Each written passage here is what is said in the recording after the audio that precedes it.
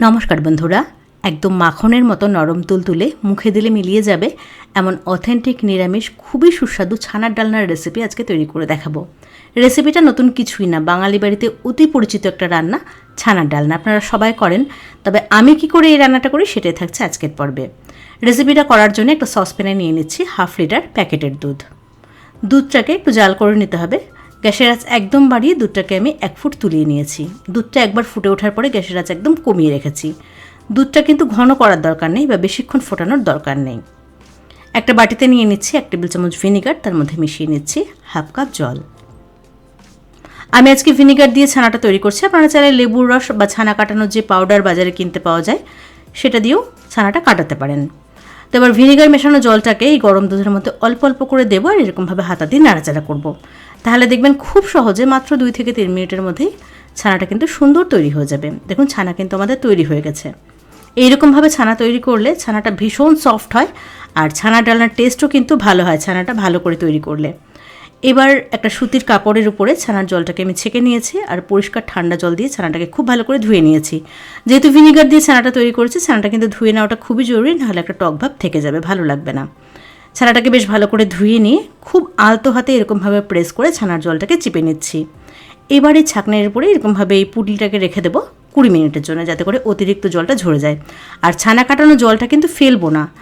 এটা আমরা রুটি মাখার মানে আটা মাখার কাজে, রুটি করার সময় যে আটা মাখি সেই আটা মাখার কাজে ব্যবহার করব। খুবই পুষ্টিকর এই জলটা। এখানে দেখুন কয়েকটা পটল অল্প অল্প করে খোসা রেখে এক একটা পটলকে 2 পিস করে কেটে নিয়েছি। তার সাথে নিয়েছি কয়েকটা আলুগুলোকে বেশ বড় বড় করে কেটে নিয়েছি। একটা বাটিতে 1/2 চামচ গোটা ধনে, একটা শুকনো লঙ্কা, 1/2 চামচ গোটা জিরে আর দিয়ে দিচ্ছি 1 টুকরো দারচিনি, একটা ছোটো এলাচ আর একটা লবঙ্গ। মশলার পরিমাণ খুব অল্প নিয়েছি, যেহেতু সবজিটাও আমি অল্প করে করব। এবার একদম ফুটন্ত গরম জল দিয়ে মশলাটাকে ভিজিয়ে রাখবো 10 মিনিটের জন্য, যাতে করে মশলাটা একদম নরম হয়ে যায় আর বাড়তে সুবিধা হয়। এদিকে দেখুন মোটামুটি মিনিট 20 মতন হয়ে গেছে। ছানা থেকে এক্সট্রা যে জলটা ছিল সেটা কিন্তু ঝরে গেছে। এইবার এই ছানাটাকে খুব ভালো করে মথে নিতে হবে। হাতের তালু দিয়ে ছানাটাকে খুব ভালো করে মথে নিচ্ছি। ছানাটার মধ্যে কিন্তু কোনো নুন, চিনি, আটা, ময়দা কিচ্ছু দেবো না। জাস্ট ছানাটাকে এরকমভাবে হাতের তালু দিয়ে ডলে ডলে খুব ভালো করে একদম মসৃণ করে একদম নরম তুলতুলে করে মথে নিয়েছি। এবার এখান থেকে ছানার বড়াগুলোকে বা ছানার বলগুলোকে তৈরি করে নিচ্ছি। আমি একটু চ্যাপটা চ্যাপটা করে তৈরি করে নিচ্ছি এই বড়াগুলোকে। আর খুব বেশি ছোট করছি না, একটু বড় বড় করেই করছি। 1/2 লিটার দুধে ছানা দিয়ে আমার মোট 5টা বল বা 5টা বড়া এখানে তৈরি হয়েছে। তো সবগুলো ছানার বড়া তৈরি হয়ে গেছে। এবার রান্নায় চলে এসেছি। রান্নাটা করব সর্ষের তেল দিয়ে। কড়াইতে 2 টেবিল চামচ তেলের সাথে 1/2 চামচ ঘি ভালো করে গরম করে নিচ্ছি। তেলটা পুরো কড়াইয়ের গায়ে এরকমভাবে একটুখানি ছড়িয়ে দিলাম। তেল বেশ ভালো করে গরম হয়ে গেছে। এবার ছানার বড়াগুলোকে ভেজে নিতে হবে। তেলটাকে খুব ভালো করে গরম করে নিয়ে গ্যাসের আঁচটাকে মিডিয়ামে করে তারপরে এই বড়াগুলোকে ভাজবেন। এটা কিন্তু খুব অল্প সময়ের মধ্যে ভাজা হয়ে যায়। মাত্র 3 থেকে 4 মিনিট সময় লাগে এই বড়াগুলো ভাজা হতে। খুব বেশি যে একদম লালচে করে ভাজবেন সেটা কিন্তু না।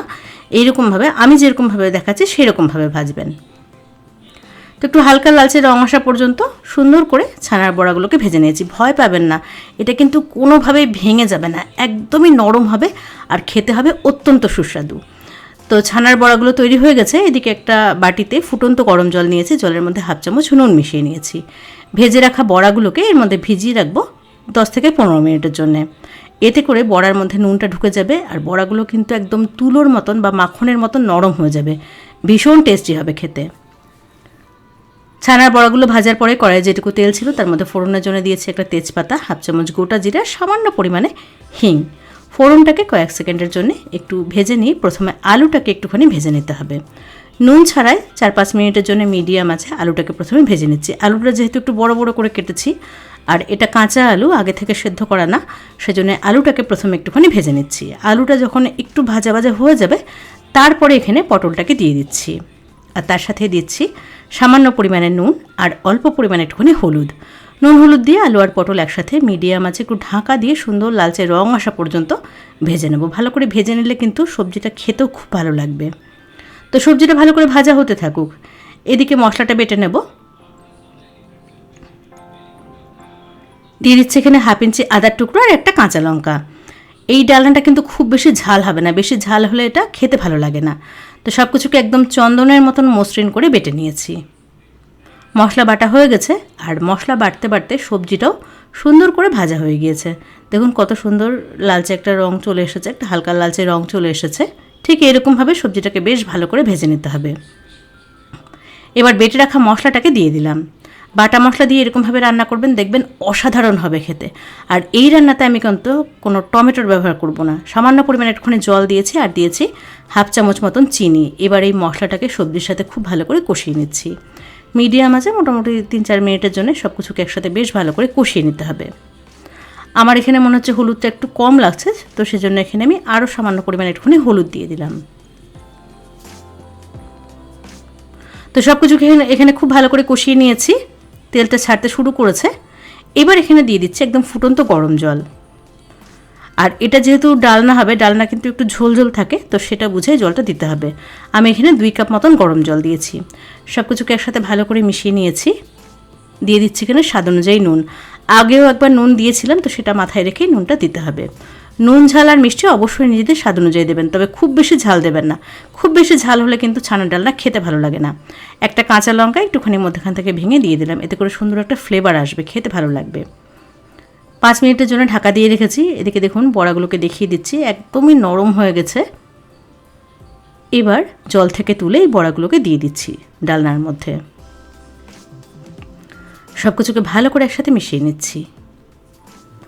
আর এই বড়ার মধ্যে যাতে করে ঝোলের ফ্লেভার ঢুকে যায়, সেজন্য আমি আরও 5 মিনিটের জন্য মিডিয়াম আঁচে ঢাকা দিয়ে রাখবো। তো তার আগে এখানে দিয়ে দিলাম হাফ চামচ ঘি। 5 মিনিটের জন্য ঢেকে দিচ্ছি মিডিয়াম আঁচে। 5 মিনিট পরে ঢাকনাটাকে খুলে নিয়েছি। খুবই মিষ্টি একটা সুগন্ধ বেরিয়েছে, আর দেখুন একদম নরম হয়ে গেছে ছানার বড়াগুলো। আলু পটল সব কিছুই কিন্তু খুবই ভালো করে সুসিদ্ধ হয়ে গেছে। ব্যাস তৈরি হয়ে গেল দারুণ স্বাদের নিরামিষ আলু পটল দিয়ে ছানার ডালনা। তো কেমন লাগলো আজকের রেসিপি সেটা অবশ্যই কমেন্টস করে জানাবেন। ভিডিও ভালো লাগলে একটা লাইক করবেন, আর চ্যানেলটাকে সাবস্ক্রাইব করবেন।